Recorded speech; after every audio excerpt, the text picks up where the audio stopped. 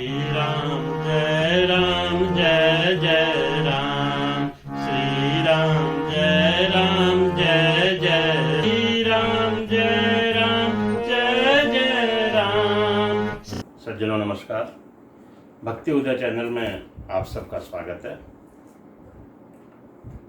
आज हम आपके लिए नरसिंह भक्त चरित्र के अंतर्गत पुत्र की सगाई नामक अध्याय लेके आए हैं। तो कथा आरंभ करें इसके पहले आप सभी भक्तों से आग्रह है कि यदि आपने हमारे चैनल को सब्सक्राइब नहीं किया हो तो उसे सब्सक्राइब कर लीजिए और बेल आइकन भी दबा दीजिए ताकि आपको हमारे नए वीडियोस की सूचना समय पर प्राप्त हो सके।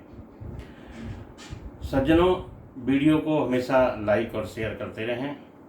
आइए एक बार गणेश जी की वंदना कर लेते हैं।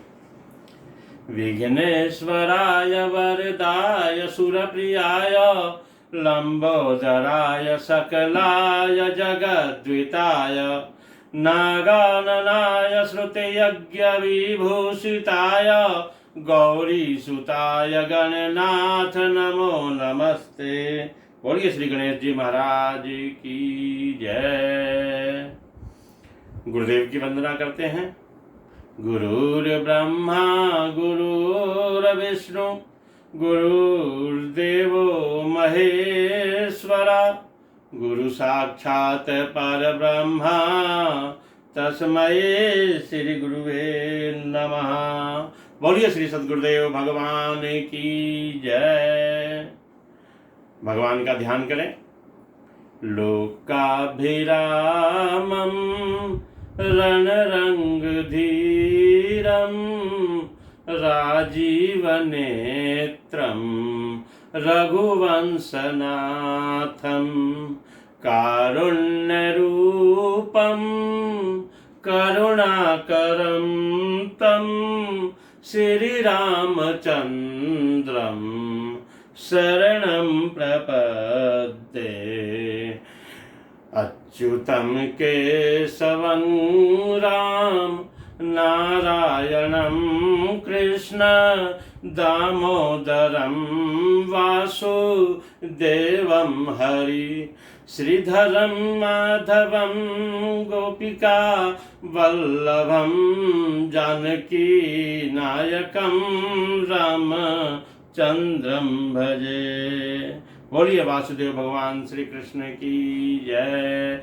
श्रीमन्नारायण नारायण नारायण भजमन नारायण नारायण नारायण हरि नारायण नारायण नारायण श्रीमन्नारायण नारायण नारायण। तो सज्जनों, कल की कथा में आपने सुना कि किस प्रकार भक्तराज नरसिंह मेहता जी की पुत्री कुंवर बाई के विदाई के समय जो दहेज की व्यवस्था थी वो भक्त वत्सल भगवान ने पूरी की और स्वयं माता लक्ष्मी जी को, रुक्मिणी जी को साथ लेकर आए और रुक्मिणी जी ने कुंवर बाई को तैयार किया, उनका श्रृंगार किया और उन्हें फिर विदा किया। तो सज्जनों, बेटी की विदाई हो जाने के बाद भक्तराज की एक चिंता जो है वो दूर हो गई और अब भक्तराज भजन पूजन में व्यस्त हो गए। जूनागढ़ के सभी नागरों को ये बात पता चली कि बड़े ठाठ से भक्तराज ने अपनी कन्या कुंवर बाई की विदाई करी है।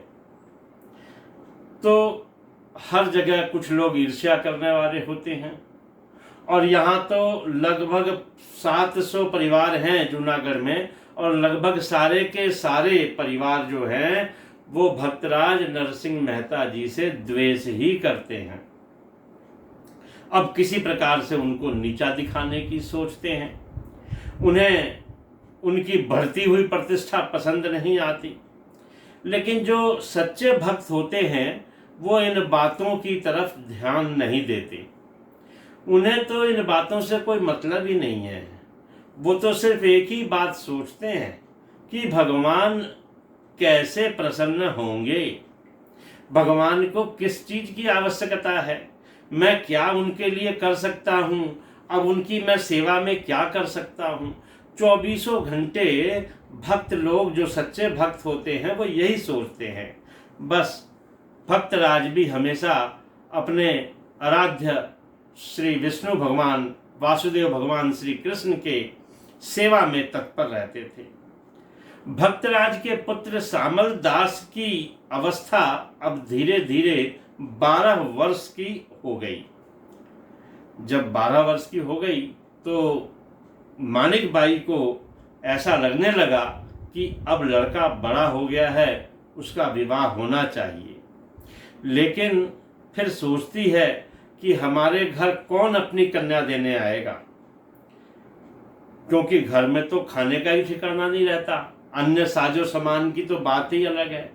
वो यही सोचती रहती है कि हमारे घर कौन अब अपनी कन्या देगा। भक्तराज आए, एक दिन भक्तराज से बोल पड़ी कि स्वामी, अब हमारा पुत्र जो है विवाह योग्य हो गया है,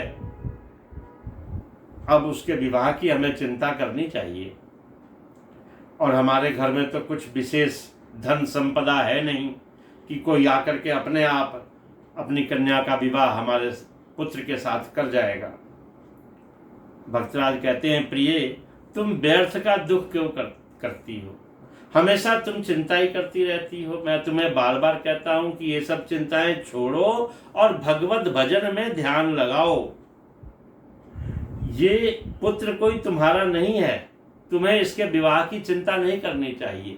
जिसका ये पुत्र है वो स्वयं इसके विवाह की चिंता कर रहा होगा।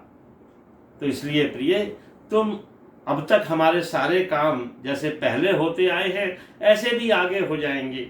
हमें तो सिर्फ एक ही काम दिया है भगवान ने, और वो है भगवत भजन का। हमें वही काम करना है, भजन करते रहना है भगवान का, उनकी सेवा करते रहनी है।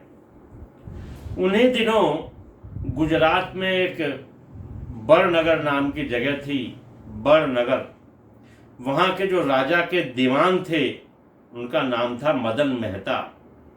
उनकी एक पुत्री थी जिसका नाम था जूठी बाई, और अब वो विवाह के योग्य हो गई थी।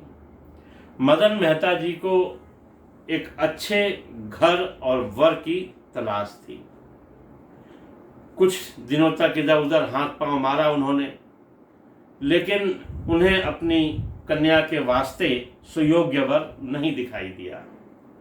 फिर एक दिन उन्होंने अपने पुरोहित को बुलाया, पुरोहित जी से विचार विमर्श किया। उनके पुरोहित जो कि दीक्षित जी थे, उन्होंने कहा कि मेहता जी, मैंने सुना है जूनागढ़ में 700 नागर परिवार हैं, तो वहां अवश्य हमें आपकी कन्या के लिए वर मिल सकता है। यह सुनकर मदन मेहता जी को बड़ा संतोष हुआ। जूनागढ़ में नागरों में वो एक व्यक्ति को जानते थे। उन्होंने कहा, बस ठीक है दीक्षित जी, आप जो है जूनागढ़ जाने की तैयारी कीजिए। और मदन मेहता जी ने अपने मित्र के नाम एक पत्र लिखा। उनके जो मित्र थे उनका नाम था सारंगधर, और पत्र लिख करके पुरोहित जी को दिया। दीक्षित जी बड़नगर से चले और जूनागढ़ पहुंच रहे हैं। इधर जूनागढ़ में गांव के बीचों बीच एक चौरी है, चबूतरा जिसे समझ लीजिए। उस चबूतरे पर गांव के सभी लोग बैठ के गपशप किया करते हैं। तो आज भी गांव के लोग बैठकर वहां गपशप कर रहे थे, तभी दीक्षित जी का रथ वहां आकर के रुका। दीक्षित जी उसमें से उतरे और उतर करके उन्होंने वहां के सभी लोगों की तरफ मुंह करके पूछा कि महोदय, मुझे सारंगधर जी के घर जाना है, उनका घर किस तरफ है। सारंगधर वहीं बैठे हुए थे। सारंगधर खड़े हो गए, बोले कि आपको सारंगधर के घर जाना है, क्या काम है आपको सारंगधर से, मैं ही सारंगधर हूँ। दीक्षित जी ने पत्र निकाला और पत्र सारंगधर जी के हाथ में दे दिया। सारंगधर जी ने पत्र पढ़ा उसमें लिखा था, प्रिय मित्र सारंगधर जी, मैं अपने पुरोहित दीक्षित जी को ये पत्र देकर भेज रहा हूँ। आपको मालूम हो कि मेरी कन्या जूठी बाई विवाह के योग्य हो गई है और उसके वास्ते एक सुयोग्य वर की तलाश कर रहा हूँ। यदि आपके जूनागढ़ में नागर परिवारों में कोई अच्छा घर वर मिल सके तो आप वो दिलाने का प्रयास करें और संबंध कराने का प्रयास करें, आपकी अति कृपा होगी। मदन मेहता, बड़नगर। मदन मेहता का पत्र जो है पढ़ करके सारंगधर जी पुरोहित जी को लेकर अपने घर की तरफ गए। यहाँ जो बैठे लोग थे चबूतरे पर, इन लोगों को भी पता चल गया कि ये जो पुरोहित जी आए हैं ये किसी वर की तलाश में आए हैं। उधर सारंगधर जी लेकर के पुरोहित को अपने घर गए, पुरोहित जी का आदर सत्कार किया, जलपान कराया, फिर अपने मित्र मदन मेहता की कुशल क्षेम पूछी। उसके बाद कोई ना कोई चौक चबूतरे पर से उठ करके सारंगधर जी के घर जाता। पहले एक आदमी गया और बातों बातों में वो अपने घर परिवार की प्रशंसा करे, अपने बेटे की प्रशंसा करे। इसी तरह से लोगों का आना जाना सारंगधर के घर पर लगा रहा। सारे लोग वहां जाएं, अपना और अपने परिवार का, अपने बेटे की बड़ाई करें। इसलिए बड़ाई करें कि पुरोहित जी हमारे घर में संबंध स्थापित कर दें। अगले दिन प्रातःकाल सारंगधर जी ने पुरोहित जी को कहा, चलिए पुरोहित जी, मैं आपको घर और वर दिखाता हूँ।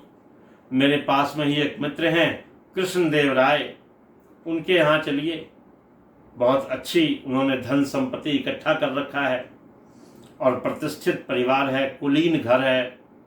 उनका पुत्र भी अच्छा पढ़ा लिखा है, ज्ञानी है, विद्वान है।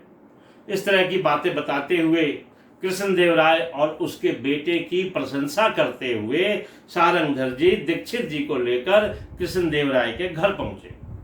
और सज्जनों जब वहां पहुंचे तो कृष्णदेव राय ने भी एकदम उनका आव भगत सत्कार उठ करके किया और उनको चाय नाश्ता करवाई और उसके बाद अपने बेटे को सजा धजा करके, देखने आए हैं वर को, तो वर को सजा धजा करके सामने बिठा दिया दीक्षित जी के।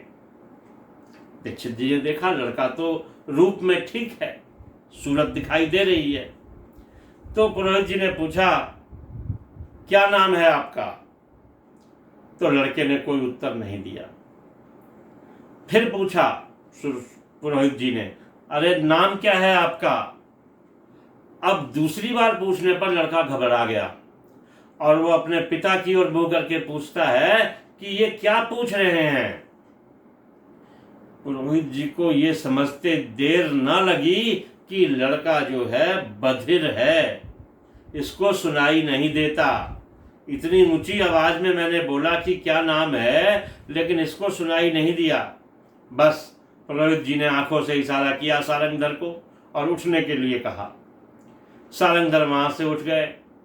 फिर अगले किसी घर पे गए, उनकी भी उन्होंने बड़ी प्रशंसा की कि ये परिवार भी बहुत अच्छा है, इनका भी एक पुत्र है जो फलानी कक्षा में पढ़ रहा है या पढ़ चुका है, बड़ा गुणी है, मेहनत करता है, काम करता है। जो भी उसके बारे में प्रशंसा करनी थी वो सारी प्रशंसा के पुल बांध दिए सारंगधर जी ने। और उनके घर जब पहुंचे तो वहां भी उनका स्वागत सत्कार हुआ। जब लड़का सामने ला करके बिठा दिया गया सजा धजा करके, तो फिर वही प्रश्न दीक्षित जी ने किया कि तुम्हारा क्या नाम है? लड़के ने तुतलाती हुई आवाज में उत्तर दिया, विद्याधर राय। हकलाते हुए बोला। यह सुनते ही पुरोहित जी ने फिर सारंगधर जी को कहा, आंखों से इशारा किया कि उठिए। वहां से उठ गए और अब सारंगधर जी अपने घर आ गए, निवास स्थान पर। यहाँ फिर पुरोहित जी ने उनसे कहा कि सारंगधर जी, मुझे एक अच्छा लड़का दिखाइए। मेरे मदन मेहता जी जो जजमान हैं उनकी पुत्री जूठी बाई बड़ी सुशील, गुणी और सुंदर है, उसके लिए मुझे एक गुणवान, चरित्रवान, रूपवान, हर दृष्टि से योग्य वर की तलाश है। आप नहीं जानते थे कि वो लड़का बधिर है या वो लड़का हकला के बोलता है, आप वहाँ क्यों ले गए मुझको? सारंगधर जी सोचने लगे कि ये पुरोहित जी जो है 2 दिन 3 दिन से यहाँ पर हैं और मैं इनको बार बार कोई ना कोई लड़का दिखाता हूँ और ये मना कर देते हैं, ये बहुत चालाक बन रहे हैं, इनकी चालाकी तो मैं निकालता हूँ। तो सारंगधर जी कहते हैं, नहीं दीक्षित जी सुनिए, ऐसा नहीं है, हमारे नागरों में बहुत बढ़िया बढ़िया लड़के आपको मिलेंगे, मैं आपको बताता हूँ। देखिए, वो जो सामने स्वर्ण कलश वाला मंदिर दिखाई दे रहा है, वो भक्तराज नरसिंह मेहता जी का घर है और उनका एक पुत्र है, विवाह योग्य हो चुका है। भगवान की कृपा से नरसिंह मेहता जी ने भी कुछ धन एकत्र कर रखा है, तो आप वहां चले जाइए, वहां तो मेरे जाने की कोई जरूरत नहीं है। दीक्षित जी समझ गए कि सारंगधर नरसिंह मेहता के घर नहीं जाना चाहते, तो दीक्षित जी ने कहा, ठीक है सारंगधर जी, मैं वहां जाता हूं और अगर नरसिंह मेहता जी का लड़का मुझे पसंद आ गया तो मैं संबंध स्थापित कर लूंगा, नहीं तो मैं वहीं से बड़नगर को वापस चला जाऊंगा या अन्य कहीं वर की तलाश में चला जाऊंगा। यह कहकर दीक्षित जी वहां से सारंगधर के घर से चल दिए। भक्तराज नरसिंह मेहता के दरवाजे पर पहुंचे और आकर के उन्होंने आवाज लगाई, भक्तराज नरसिंह मेहता जी हैं क्या? अंदर से मेहता जी बाहर आए। मेहता जी ने देखा पुरोहित जी को, पहचानते नहीं थे। उन्होंने कहा, जी कहिए, मैं ही नरसिंह मेहता हूँ, आप कहाँ से आए हैं? दीक्षित जी ने कहा, मैं बड़नगर से आया हूँ। बड़नगर के जो दीवान हैं मदन मेहता जी, उनकी पुत्री जूठी बाई के लिए मैं योग्य वर की तलाश कर रहा हूँ। मुझे पता चला है कि आपके भी घर में एक पुत्र विवाह योग्य है, तो क्या आप अपने पुत्र को मुझे दिखा सकते हैं? भक्तराज ने कहा, हाँ दिखा क्यों नहीं सकते हैं, लेकिन कहे तो पुरोहित जी कहते हैं, इसमें लेकिन क्या है मेहता जी, आपका पुत्र विवाह योग्य है और मदन मेहता जी की पुत्री विवाह योग्य है, तो दोनों, मदन मेहता की पुत्री को मैं देख रहा हूं, अब आपके लड़के को मैं देख लूं अगर, तो दोनों का संबंध स्थापित हो जाएगा। वो तो ठीक है, भक्तराज कहते हैं, लेकिन दीक्षित जी ऐसा है कि देखिए, मेरे पास तो ये मेरा घर है, उसके अलावा ये मंदिर जिसमें भगवान विराजमान हैं, इसके अतिरिक्त मेरे पास कुछ नहीं है, ना कोई जमीन जायदाद है, ना धन संपत्ति है। यह देख सुन करके दीक्षित जी को यह एहसास हुआ कि नरसिंह मेहता जी कितने सच्चे और भगवत भक्त हैं कि एकदम से अपनी वास्तविक स्थिति बता दी उन्होंने। दीक्षित जी ने कहा, कोई बात नहीं भक्तराज, लक्ष्मी तो चंचला है, आज यहाँ है और कल वहाँ है। अगर आज आपके पास नहीं है तो इसमें कोई बड़ी बात नहीं कि कल वो फिर आपके पास आ जाएंगी। तो इसलिए लक्ष्मी कोई पैमाना नहीं है इस बात का कि आप एक अच्छे व्यक्ति हैं। तो इसलिए मैं चाहता हूं कि आप अपने पुत्र को मुझे दिखा दें। भक्तराज ने अपने पुत्र को बुलाया। यहाँ पर देखिए, पुत्र को कोई सजा धजा करके नहीं लेके आए भक्तराज। जिन कपड़ों में भक्तराज के पुत्र श्यामलदास घर में बैठे हुए थे, उसी प्रकार के कपड़ों में श्यामलदास को ला करके खड़ा कर दिया गया वहां पर। यह देख करके दीक्षित जी और प्रसन्न हुए कि सत्यता तो यहाँ है, जैसा है वैसा तुम्हारे सामने, यहाँ संबंध करने में बुराई नहीं है। दीक्षित जी ने फिर वही प्रश्न श्यामलदास से किया, क्या नाम है तुम्हारा? श्यामलदास ने एकदम बेझिझक उत्तर दिया कि मेरा नाम श्यामलदास है। यह सुनकर के उसकी आवाज़ सुन ली, उसके गुणों को देख लिया। थोड़ी देर वहाँ समय बिताने के बाद जब पूरी तरह से दीक्षित जी आश्वस्त हो गए पुत्र के बारे में, भक्तराज के पुत्र के बारे में और भक्तराज के परिवार के बारे में, तो दीक्षित जी ने कहा कि भक्तराज, मैं अब आपसे कुछ निवेदन करना चाहता हूँ। मैं अपने यजमान मदन मेहता की पुत्री जूठी बाई का संबंध आपके पुत्र सामल दास के साथ स्थापित करवाना चाहता हूँ, और इसके लिए ये लीजिए श्रीफल और स्वर्ण मुद्रा। वहीं श्रीफल और स्वर्ण मुद्रा सामल दास के हाथ में रख करके और दीक्षित जी ने सामल दास को तिलक कर दिया। इस प्रकार सामल दास का जो संबंध था वो स्थापित हो गया जूठी बाई के साथ में, और सामल दास की सगाई हो गई। इसके बाद दीक्षित जी वहाँ से विदा हुए और बड़नगर पहुँच गए। बड़नगर जाकर के मदन मेहता के परिवार में बैठ करके नरसिंह मेहता जी के बारे में सारी बात उन्होंने खोल के समझाई।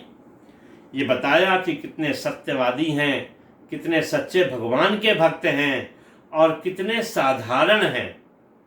साथ ही ये भी कहा दीक्षित जी ने कि मेहता जी, आपके पास संपत्ति ज़्यादा है, लेकिन नरसिंह मेहता जी तो उनके पास सिर्फ एक ही संपत्ति है और वो है भगवान। इसके अतिरिक्त उनके पास और कुछ नहीं है। वो भगवान को ही अपनी संपत्ति मानते हैं। यह सुनकर मेहता जी और प्रसन्न हुए। अरे वाह, इतने भगवत भक्त हैं मेहता जी। उन्होंने कहा कि अरे दीक्षित जी, धन नहीं है उनके पास या कम है तो कोई बात नहीं, हमारे पास 8-10 लाख की संपत्ति है। अगर 1.5-2 लाख रुपए उसमें से वहाँ चले भी जाएंगे तो उससे क्या फर्क पड़ जाएगा मुझे।